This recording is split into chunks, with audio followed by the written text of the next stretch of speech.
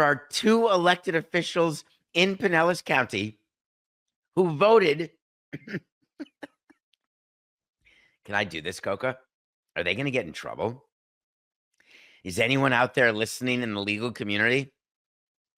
There are 2 county commission members who voted to violate a legally binding agreement. That's just who I want representing me. So the vote happens, and the assumption is we got ourselves a deal. Phew. It enables Rob to do an interview on foul territory and say, hey, expansion. Let's identify cities by 2029 when I retire. We're in. We need an East Coast team. We need a West Coast team. It could be Mountain Time or it could be Pacific Time. The good news is we don't have to worry about Tampa. Interesting. Matt Silverman, the president of the Tampa Bay Rays, has a slightly different view of whether or not we should be worrying about Tampa. And I'm quoting Matt. It was unsurprising to see the commissioners acknowledge how important the Tampa Bay Rays and our stadium development agreement are to this community and its citizens. As we have made clear, the county's delay has caused the ballpark's completion to slide into 2029. As a result, the cost of the project has increased significantly, and we cannot absorb this increase alone. When the county and city wish to engage, we remain ready to solve this funding gap together. Kumbaya, my lord, kumbaya. I wonder whether they were holding hands after the 5-2 vote and they raised their hands in victory and said, we love our partners.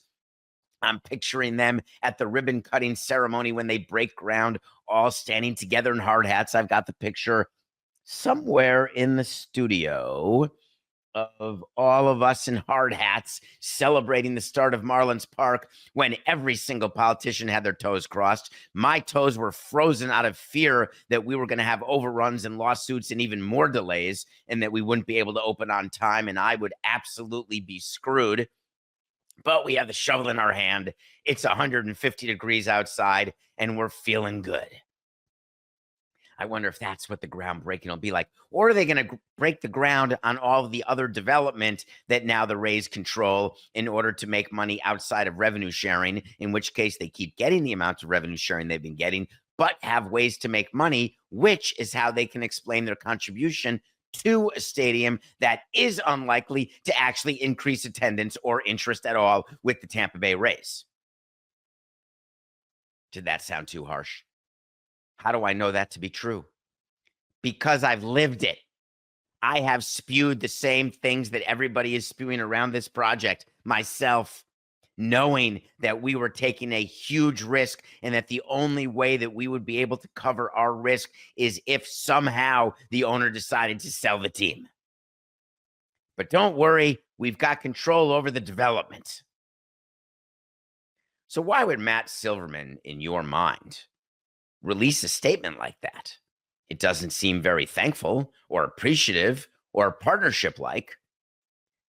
What it shows you is that the vote yesterday was about as meaningless as me standing in the middle of town square telling you to please not go shoot anybody in schools.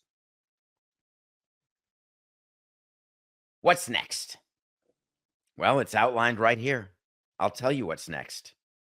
The Tampa Bay Rays are not going to actively negotiate over what is the now funding gap because I would say, what is the funding gap?